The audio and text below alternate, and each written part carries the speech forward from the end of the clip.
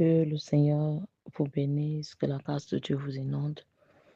Je suis le pasteur René Florzoa et conseiller matrimonial. Je voudrais te donner quelques points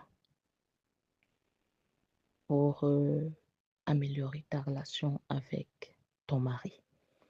Ça concerne les mariés, ça concerne ceux qui ne sont même pas mariés parce qu'il faut attendre être marié pour apprendre ces choses. Nous devons savoir que l'homme et la femme sont différents. Dieu a créé l'homme et la femme avec des différences importantes dans leur âme, volonté, émotion, intellect et dans leur corps. Un homme n'est pas une femme n'est pas un homme. Le corps et l'âme de chacun ont une apparence, des désirs, des besoins distincts. Beaucoup de disputes et de frustrations dans le couple pourraient être évitées en comprenant et en acceptant ces différences. Dieu a créé volontairement l'homme et la femme avec des différences afin qu'ils se complètent parfaitement l'un et l'autre. Dieu a conçu la femme de telle sorte à ce qu'elle puisse combler les besoins de son mari, qui à son tour est appelé à combler ceux de son épouse. Les trois besoins essentiels de l'homme marié. Mes chères sœurs, dans le Seigneur, qui êtes déjà mariées ou qui serez mariées un jour, je vous encourage, si ce n'est pas déjà le cas, à répondre tout au long de votre vie aux besoins essentiels de l'homme marié qui est ou qui sera votre cher époux. Voici les trois besoins essentiels que ton mari attend de toi. C'est le respect, le travail et la productivité, la propreté et la sexualité. Le respect, le travail et la productivité, la propreté, bien encore l'hygiène et la propreté et la sexualité. Ces trois besoins fondamentaux de l'homme marié sont différents des besoins essentiels de la femme, qui serait plutôt se sentir en sécurité, être aimée et être écoutée. Parce que la femme, elle, c'est se sentir en sécurité, être aimée et être écoutée. Mais ici, nous parlons des femmes. Le respect. Éphésiens 5, verset 43 dit, « Du reste que chacun de vous aime sa femme comme lui-même et que la femme respecte son mari. » Donc, tout comme la femme a besoin de se sentir aimée par son mari, l'homme a besoin de se sentir respecté par son épouse. Dès lors qu'un homme voit son autorité bafouée dans le couple, cela crée en lui un genre de révolte intérieure qu'une femme pourrait ressentir lorsqu'elle a l'impression que son mari ne l'aime pas comme il le devrait. Oui, Dieu a mis dans la femme le besoin d'être aimée affectueusement par son mari. De même, votre époux se sentira au plus haut point offensé si vous lui manquez de respect. Car Dieu a mis en lui une vertu, l'autorité. C'est pourquoi il est écrit que la femme doit être soumise à son mari, car le mari est le chef de la femme. Éphésiens 5, verset 22 à 23 dit, « Femmes, soyez soumises à vos maris comme au Seigneur, car le mari est le chef de la femme, comme Christ est le chef de l'Église, qui est son corps et dont il est le sauveur. » Oui. Bien-aimés, montrez-moi un couple dont la femme tient les rênes, dont la femme est le leader du foyer. Je vous montrerai un couple qui va mal. Oui, même si cet homme-là ne parle pas. Chères sœurs, peut-être que les désaccords et les erreurs vous ont poussé petit à petit à prendre une trop grande place d'autorité dans votre foyer. Pourtant, je vous assure que cette position ne vous est pas profitable. Et je ne dis pas que la femme est inférieure, loin de là. Je veux simplement dire que chacun doit être à la bonne place. Et la place de l'homme est la place d'autorité dans le couple. Et cela dans l'amour, comme le dit Paul. Une femme qui prend la place de l'homme, sous prétexte que l'homme ne prend pas ses responsabilités, sera une femme malheureuse dans son couple. Une femme qui tape les mains sur la table, gronde dans la maison comme si un homme n'était pas dans cette maison, humiliant son mari, grondant son mari, bien-aimé, fût-ce ce dernier. Car Dieu a mis dans la femme le besoin d'avoir une épaule solide sur laquelle s'appuyer, une autorité à laquelle se soumettre son mari. C'est malsain et déplorable de se soumettre aux hommes dehors, aux patrons, aux grands frères, aux maris à gauche des gens, mais ton mari, tu le vois comme un torchon. Quant à l'homme, Dieu l'a doté d'un grand sens de leadership pour qu'il puisse conduire toute la famille avec sécurité, intégrité, conviction sur le chemin de leur destinée. Et là aussi, je dis au monsieur, prenez les choses en main. Oui, épouse, si l'autorité de votre conjoint a été bafouée, usurpée, diluée dans le temps, je vous encourage dès aujourd'hui à avoir un tête-à-tête avec votre mari pour réajuster les choses selon l'ordre divin. Nous parlons des foyers chrétiens. Si vous voulez voir votre mari épanoui, vous devez lui laisser les rênes. Vous devez vous placer sous son autorité et lui mettre soumise dans l'amour du Seigneur. Pas lui donner des injonctions. Un homme qui aime sa femme, mais dont l'autorité est contestée, sera un homme malheureux. Il sera comme un lion que vous avez mis en cage ou un aigle à qui vous avez brisé les ailes. Oui, ne vous mettez pas en colère, n'ossez pas le ton, madame. Rien de tel pour mettre votre mari en colère que d'osser le ton. Cela sera perçu par tous comme un manque de respect évident envers son autorité. Oui, mes chères sœurs, il est possible que votre mari ait pu commettre des erreurs, mais Dieu vous demande, malgré tous ses défauts, de respecter l'autorité qu'il a déposée en lui. Pour le bien de votre couple, apprenez à parler à votre époux avec douceur dans l'amour selon ce qu'il est écrit. Philippiens 4, verset 5. Que votre douceur soit connue de tous les hommes. Le Seigneur est proche. Une telle attitude sera agréable aux yeux de Dieu et votre mari sera émerveillé par un tel changement. Qu'une femme dise que Dieu m'aide. Donc le mari doit avoir le dernier mot en cas de désaccord dans le couple. Le mari doit avoir le dernier mot en cas de désaccord dans le couple. Un couple béni doit toujours être en accord. L'homme doit aimer sa femme au point de donner sa vie pour elle. Il doit la traiter comme sa grande conseillère et bien plus comme sa première partenaire. Mais il peut arriver qu'il y ait un désaccord entre l'homme et la femme, car ils ne pensent pas de la même façon. Vous devenez, lors du mariage, une seule chair, mais pas un seul esprit, pas un seul cerveau. Donc, s'il y a des accords entre l'homme et la femme, parce que vous ne pensez pas de la même façon, bien aimé, c'est votre mari qui a le dernier mot. C'est à lui de prendre, lorsqu'il y a décision, de prendre la bonne et la dernière décision. Donc, lorsque votre mari prend une décision après vous avoir consulté et que vous n'êtes pas d'accord, vous devrez docilement vous soumettre à sa décision, tant que celle-ci ne vous fait pas désobéir au Seigneur. Parce que la rébellion, c'est contester une décision prise par une autorité supérieure. Et se rebeller, c'est manquer de respect envers l'autorité. Ésaïe 1, verset 19 nous dit, si vous avez de la bonne volonté et si vous êtes docile, vous mangerez les meilleures productions du pays. Donc, pour expérimenter la bénédiction du Seigneur, nous devons nous soumettre docilement à nos autorités supérieures. Dans l'Église, l'autorité est le pasteur. Et même si nous pensons différemment, nous devons nous soumettre docilement tant que ces décisions ne nous poussent pas à désobéir au commandement du Seigneur.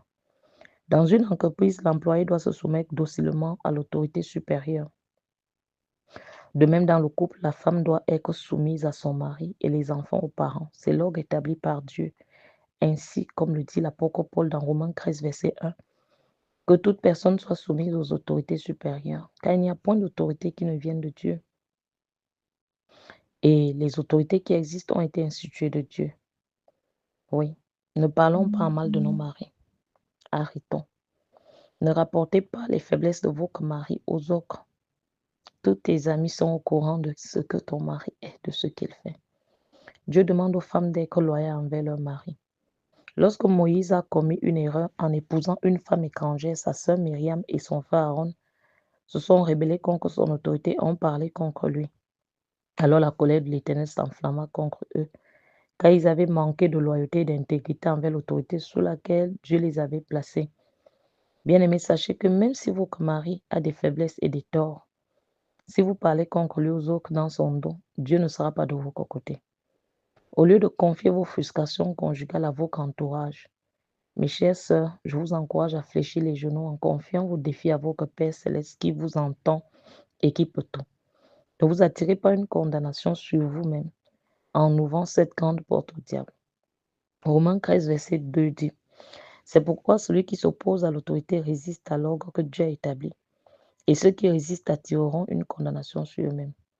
Bien-aimés, Bien que la pensée biblique de la soumission et du respect de l'autorité de l'époux ne soit plus populaire à notre époque, je le redis, bien que la pensée biblique de la soumission et du respect de l'autorité de l'époux ne soit plus populaire à notre époque, je vous encourage, mes sœurs, à honorer la parole du Seigneur en ce sens et je vous convainc que vous, comme mari, si comme vous commencez à le respecter, à l'honorer, bien aimé, il va vous aimer. Il va, en fait, qu'est-ce que je dis? Il va faire ce qu'il doit faire. Il va faire ce qu'il doit faire. Beaucoup de rebelles, beaucoup de féministes, et on mélange toutes ces choses. Faisons attention. C'est pas par la force que tu vas changer le cœur de ton mari. Mets tes genoux au sol. Mets-le au sol.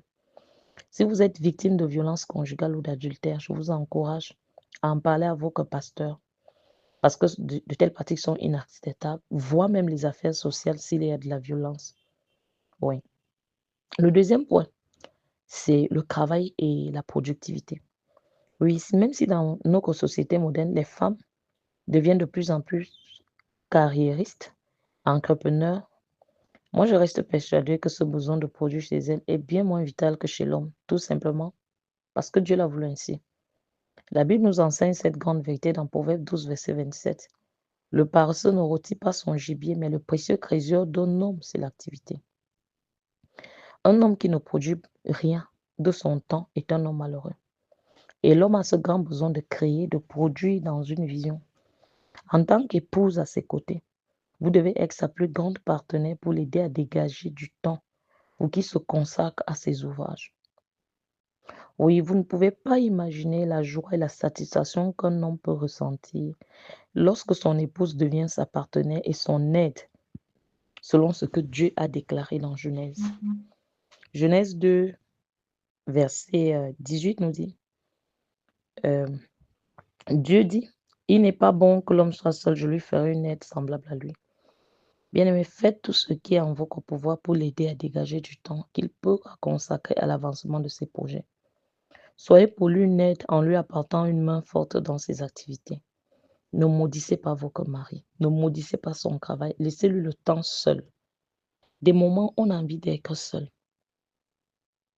Des moments, laissez votre mari seul pour qu'il se consacre à Dieu, seul pour qu'il puisse travailler. Le psalmiste dit, pour moi, s'approcher de Dieu, c'est mon bien. Psaume 73, verset 28. Pour que Marie a besoin des moments de calme, où il pourra se ressourcer dans la présence et la parole de Dieu. Faut que Marie a besoin de calme pour réfléchir pour l'avenir de la maison. Mais imagine quelqu'un qui sort du dehors avec les bruits. J'ai l'habitude de prendre cet exemple. Imaginez que votre mari est conducteur de taxi, chauffeur de taxi. Il a fait la journée dehors avec tous les bruits. Quand il arrive à la maison, c'est à la porte que tu l'accueilles. D'abord, tu as d'abord envoyé un message, tu as appelé, tu as insulté au téléphone. Qu'il arrive, tu le cravaches, tu casses les choses, tu engueules, tu insultes, tu engueules, tu insultes, bien aimé. La parole de Dieu nous dit dans le livre de Proverbes que mieux vaut habiter à l'angle d'un toit que d'habiter la maison d'une femme querelleuse. C'est à l'entrée de la maison qu'il rencontre les cuillères, les ceci. Quand il arrive dans la chambre, il n'a même pas où il peut se reposer. C'est les bruits, c'est ceci, c'est cela et tout. Tu ne peux pas calmer les enfants pour qu'ils puissent se reposer. On n'a pas dit que toi, tu ne travailles pas, mais je suis en train de parler de la femme chrétienne. Je ne parle pas de la femme de dehors. En Corinthiens 7, 32 à 43 dit, or, je voudrais que vous fussiez sans inquiétude. Celui qui n'est pas marié s'inquiète des choses du Seigneur, des moyens de plaire au Seigneur. Et celui qui est marié s'inquiète des choses du monde, des moyens de plaire à sa femme. Oui, bien aimé. L'apôtre Paul dit dans ce verset qu'un homme célibataire cherche à plaire au Seigneur, alors qu'un homme marié cherche à plaire à sa femme. Un homme qui aime réellement son épouse cherchera chaque jour à faire ce qui lui fera plaisir. Par exemple, avec des soirées, des partages, des détentes, regarder des films. Bien aimer, cela est bon. Mais lorsque ces nobles désirs ne sont pas équilibrés à une vie de piété, de prière, de jeûne, de méditation, cela pourra amener votre mari à se refroidir dans sa relation avec le Seigneur. Recherchez aussi l'intérêt de Dieu dans votre mariage. Est-ce que votre mari se donne plus de temps pour les choses du monde à vous qu'à Dieu? C'est mauvais. Aidez plutôt votre mari à se consacrer à Dieu. Aidez-le. Oui. Mhm. En rentrant du travail après avoir passé du temps avec les enfants à régler les affaires de la maison, Il a tendance à vouloir passer le peu de temps qu'il lui reste à faire des activités avec vous par amour. C'est pourquoi moi, je vous encourage à l'aider à maintenir un équilibre entre le temps qu'il vous accorde et celui qu'il accorde au Seigneur. Que la bénédiction du mariage ne soit pas pour lui une occasion de régression spirituelle. Vous devez plutôt encourager votre mari à aimer Dieu.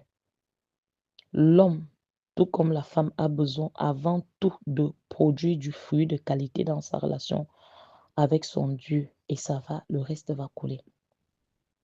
Le dernier point au jour d'aujourd'hui, comment une femme peut améliorer sa relation avec son mari.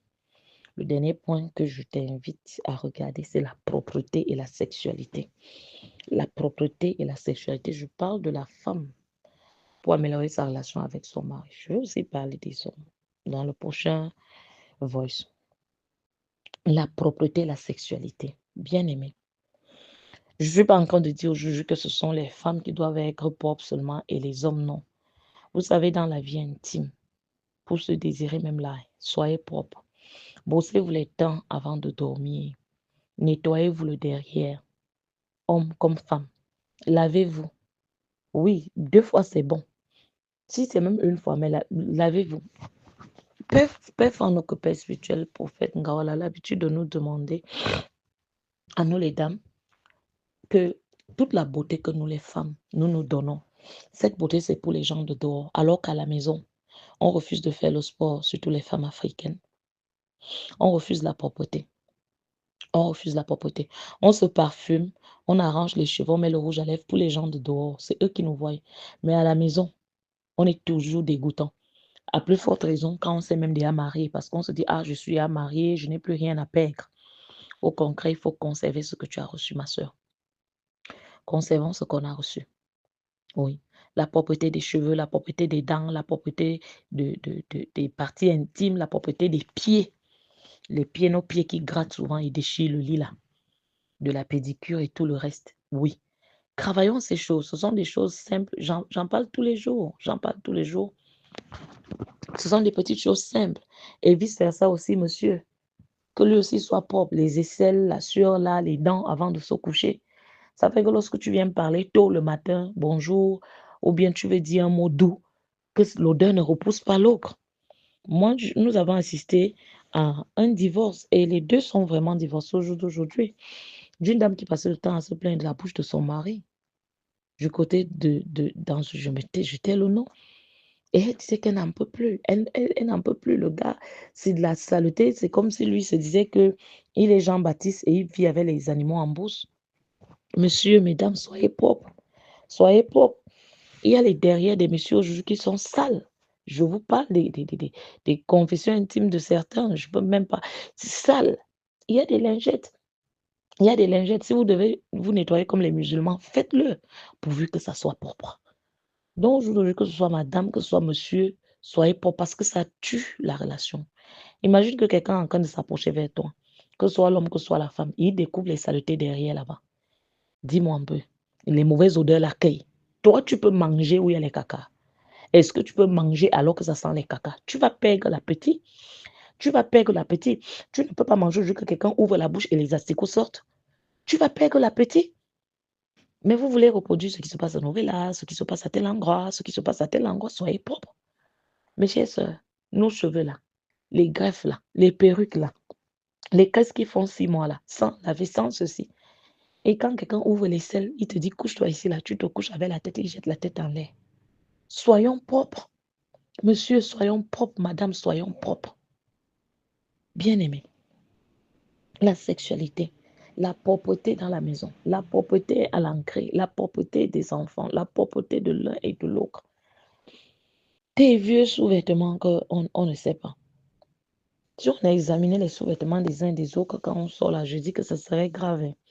Tu gardes, j'ai vu des cas comme ça, où les uns et les autres gardent les sous-vêtements pour dire c'est quand je vais aller à l'hôpital. Quand je vais aller à l'hôpital. Donc toi, tu prévois déjà que tu vas aller à l'hôpital. Toi, tu prévois déjà que tu vas tomber malade. Toi, tu gardes tes choses pour l'hôpital. Pourquoi garder ça quand tu vas aller à l'hôpital alors que tu peux utiliser ça maintenant? Tu gardes ça pour qui? Utilise ça maintenant. Change les dessous. Donc, les témoignages révèlent que dans la majorité des cas, l'homme a plus de désir sexuel que la femme. Mhm. Et ce sont des choses qu'on a souvent reçues. Les femmes se plaignent. Oh, mon mari veut beaucoup. Mon mari veut trop. Il n'est pas un chien. Il ne veut pas trop. C'est sa nature. C'est sa nature. L'homme a plus de désirs sexuels que la femme. Le monde a falsifié l'image, la pureté et la profondeur de la sexualité dans le cadre du mariage. Rappelons-le, la sexualité pour l'homme en Christ est bien plus que l'assouvissement d'un besoin hormonal. C'est un moment de profonde intimité, de communion entre lui et son épouse qui lui procure une grande satisfaction et qui établit en lui un équilibre émotionnel. Par ailleurs, une sexualité épanouie fermera la porte aux mauvaises pensées, aux tentations qui pourraient s'installer dans la tête de vos époux. Se donner l'un à l'autre, c'est la seule chose qui ne vous est pas permis de partager avec un autre que votre conjoint.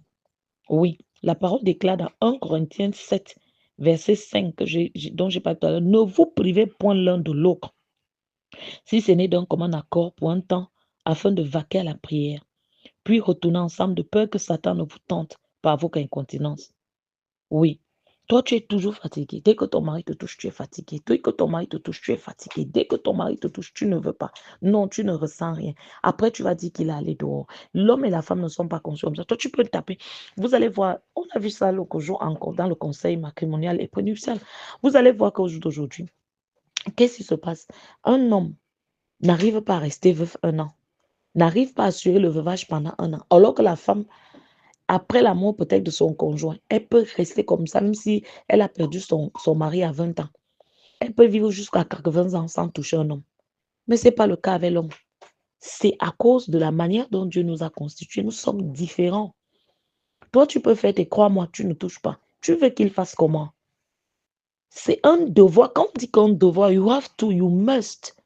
Alors, madame, examine, tu es mariée, la dernière fois que tu as donné, c'est que tu ne dois pas donner selon tes humeurs. Tu ne dois pas donner parce qu'il y a l'argent à la maison. Tu ne dois pas donner parce que c'est un devoir. C'est un devoir que tu dois accomplir. Donc, je te laisse sur ce. Et je prie que tu aies compris quelque chose. Je te laisse donc remplir ton devoir. Je te laisse le remplir. Donc, je prie pour toi. Je prie pour toi. Que le Seigneur t'aide à prendre la décision, quel que soit cela que ça te coûte, en tant qu'épouse ou future épouse, d'être une épouse vertueuse. Dis avec moi, Seigneur, tu m'as parlé. Je prends la décision de respecter davantage mon mari, de l'aider du mieux que je peux dans ce qu'il entreprend, de l'encourager dans sa relation avec toi. Seigneur Dieu Tout-Puissant, je ne veux pas être un frein pour lui. Bien au contraire, je vais être cette aide dont tu as parlé lorsque tu as créé Adam et Ève. Aide-moi, Seigneur, à mieux gérer ma vie, mes émotions, afin que je sois toujours disposée à satisfaire les besoins nobles du merveilleux époux que tu m'as donné. Merci pour cet homme que tu m'as donné. Merci pour ce merveilleux mari. Oui, Seigneur, moi je te dis merci. Merci pour Jean Colonzois, ce merveilleux mari que tu m'as donné. Je te dis merci. Seigneur, aide-moi. Tu as commencé à le faire. Je te dis merci. Je sais que je continue d'apprendre et à être transformé. Seigneur, reçois toute la gloire et que ton nom soit glorifié. Amen.